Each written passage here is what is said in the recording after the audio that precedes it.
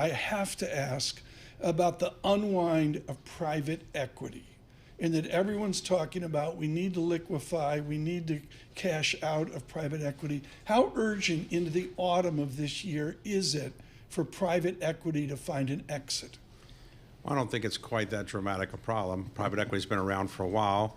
It's taken longer to sell assets than it normally does, but as interest rates come down, almost certainly they'll come down in September, I think it'll make it easier because the gap between buyers and sellers will, I think, be reduced, and buyers can afford to buy things more readily than they could when higher interest rates were part of the situation. So I think private equity is okay. I wouldn't cry for private equity.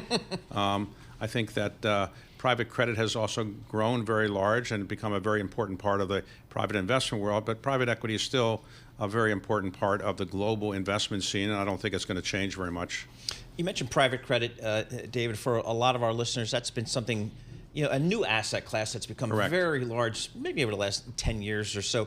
Give us your views of the private credit market and how that fits into the capital markets overall. Well, for those who aren't familiar with it, for most times when you wanted to borrow money for a business acquisition, you go to a bank or something like a bank.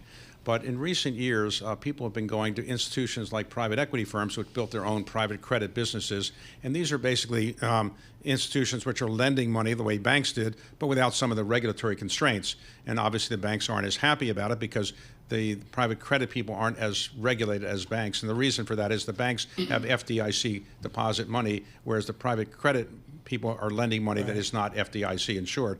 But there haven't been very many defaults generally, and I think the private credit business has grown to be as large, if not larger, than the private equity business. It's a very large and very profitable business if you know what you're doing.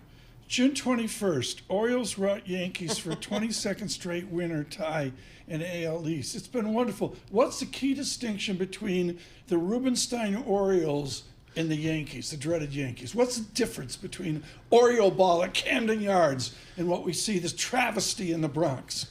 Well, the Orioles and the Yankees have been jockeying for first place in the American League East for most of the season. They both have excellent teams. We'll just have to see who does well in September and the remainder of August. But I think both of those teams are likely to be in the playoffs, in my view. Yankees have some extraordinary players, and the Orioles have some extraordinary players. Their ability to lose to the Chicago White Sox, I don't know if your team has briefed you, but the White Sox snuck by the Yankees last night. That would never happen to the Baltimore Orioles. Well, we've lost some games that I didn't think we would lose, but on the whole, I would say the Orioles and the Yankees are really in good shape for the playoffs, and I don't know who's going to win, but I hope the Orioles do, of course.